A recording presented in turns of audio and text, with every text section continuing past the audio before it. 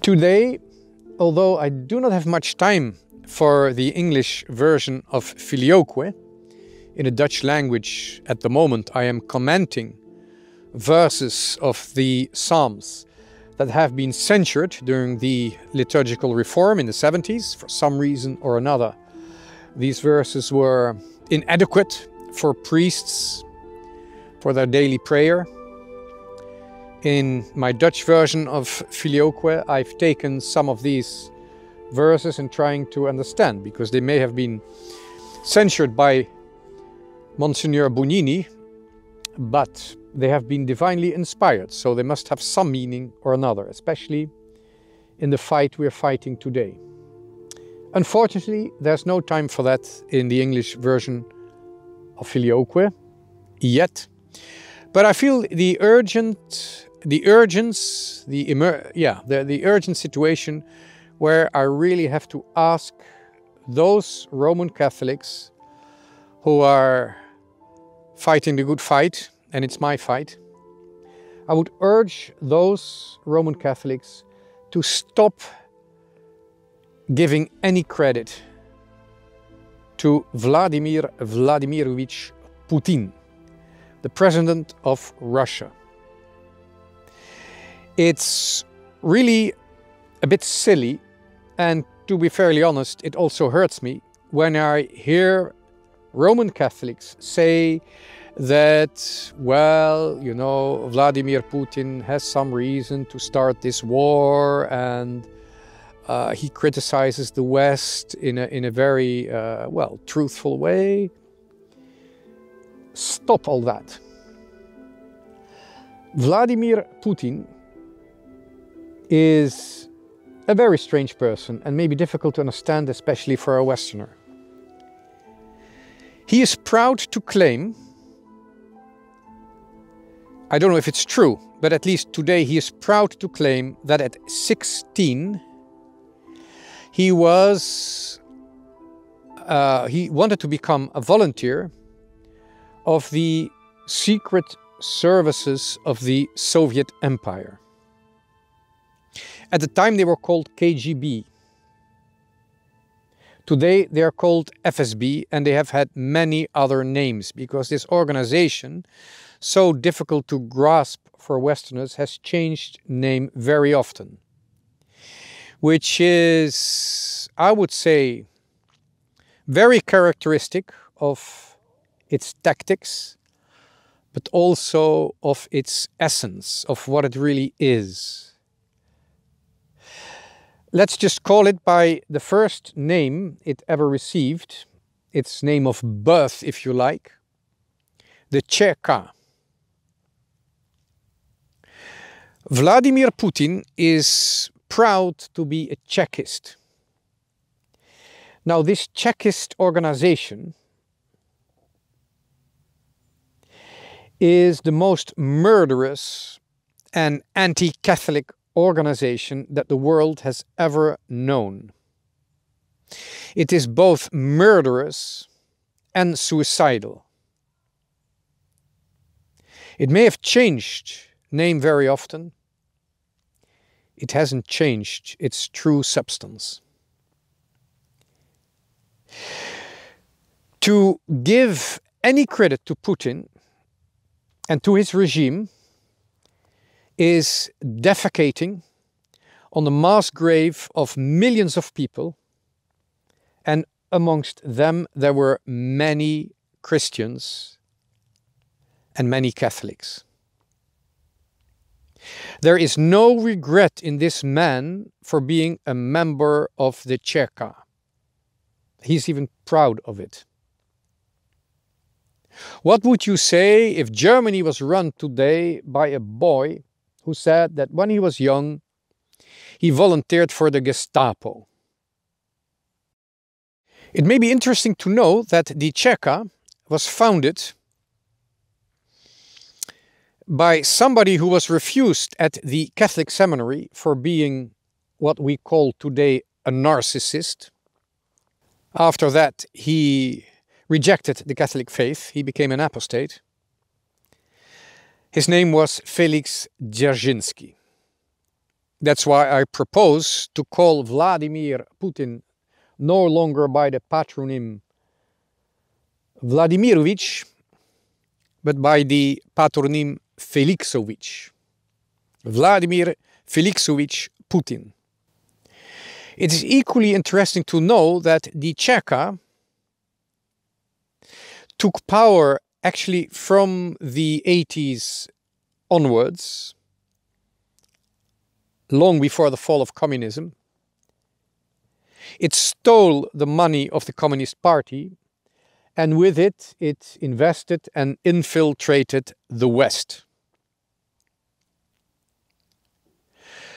The Chekists and their children were far more active in the West, and are still far more active than the CIA ever was in Ukraine.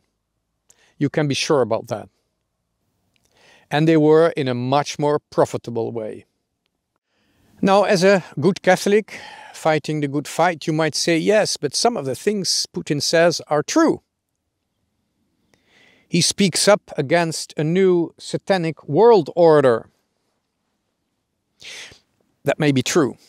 Maybe the West or some powers in the West are trying to establish a new satanic world order. But the thing is, if this is the case, they should ask Putin for advice. Because Putin belongs to an organization that has been trying to shape a satanic world order since 1917.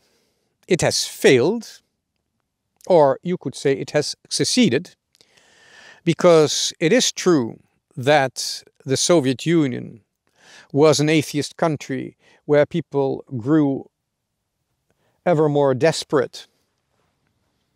A perfectly inclusive society surrounded by barbed wire and minefields. So in a way, yes, it was a successful satanic order. But you see, today we need criticism, but we don't need that from Moscow. And we do not need any criticism from a Chekist agent, a Chekist officer, dressed up as a patriarch, who moralizes us, who tells us how perverted we are in the West. Mr. Mikhailov, as he is known by his FSB code name, the Patriarch or the so-called Patriarch of Moscow, we don't need you to accuse us. It's an easy job to accuse. It's terrible what's happening in the West, but no thanks, we don't need you to solve our problems. If we have homos who want to marry and be blessed, it's still our homos. Don't come anywhere near them. If I have a problem with them, we'll deal with it ourselves. What is very important to see with many who criticize the West from the outside, like the regime in Moscow, the Chekist regime, or the regime in Tehran, in Iran, which actually is not just an Islamic regime, but is also a regime founded on French revolutionary principles. You could call their revolution the French Islamic Revolution, if you like. When you look at the criticism that comes from the outside, there's also something very fatal about it. First of all, it is correct, or at least partially correct. But this critical intelligence is never applied on themselves. This critical intelligence that appeals to us in the West, and we're immediately ready to say, you're right. Your criticism is correct. It is never applied to their own regime. Neither in Moscow, neither in Tehran. That's why I am speaking not just as a Catholic. I'm speaking as a Roman Catholic. In Rome, we openly, publicly criticize, first of all, ourselves. And then we may criticize the ones who are responsible of what we stand for. We criticize those who govern us. We are allowed to criticize, as long as we do so with a mutual respect and a mutual understanding of our responsibility. And responsibility is exactly that the Chekist regime in Moscow, the responsibility that they have never granted to their own citizens. We are Catholic, we are Romans, because we answer for our deeds in public. And we may criticize our deeds in public, because responsibility is what we are not just proud of, but what we are grateful for.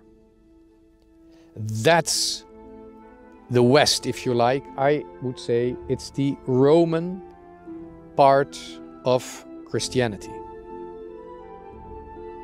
To say that the Ukrainians or the West have provoked this invasion is completely absurd.